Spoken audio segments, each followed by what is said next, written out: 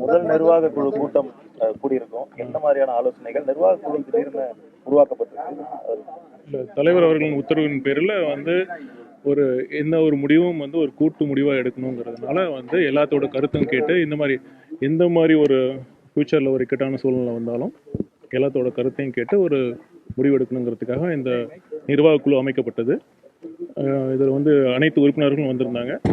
கிட்டத்தட்ட ஒரு 2.5 மணி நேரம் அந்த மீட்டிங் நடந்தது. கரூர் இன்சிடென்ட் பற்றி டிஸ்கஸ் பண்ணோம்.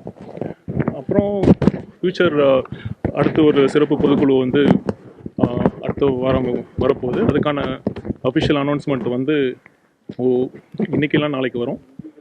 அப்புறம் கரண்ட் இஷ்யூஸ் இந்த எஸ்ஐஆர் வருதில்ல, அதை பற்றி நம்ம எப்படி ஒவ்வொரு மாவட்ட செயலாளர்கள், கட்சி நிர்வாகிகள், பூத் லெவல் ஏஜென்ட்ஸ்லாம் என்னென்ன பண்ணணும், அதை பற்றியான நாங்கள் ஆலோசனை நடந்தது. அதை பற்றி மேலும் அஃபிஷியலாகவும் எல்லாத்துக்கும் ஒரு கம்யூனிகேஷன்ஸ் வரும். Okay sir. இப்போ நிர்வாக குழுன்றது நிறைய கட்சியில் ஒரு கோர் கமிட்டியாக இருக்குது. இப்போ தாவேக்கா அடுத்த கட்ட நடவடிக்கைகள் நகர்வுகளுக்கு இந்த கோர் கமிட்டியை உருவாக்கி இருக்கிறதா சொல்லியிருக்காங்க.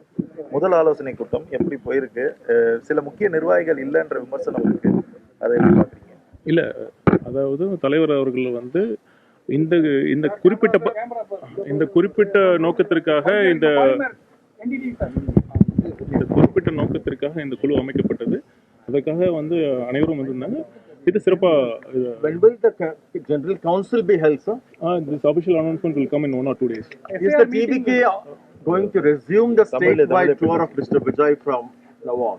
Yeah, we are waiting for this SOP, which is pending before the Madras High Court.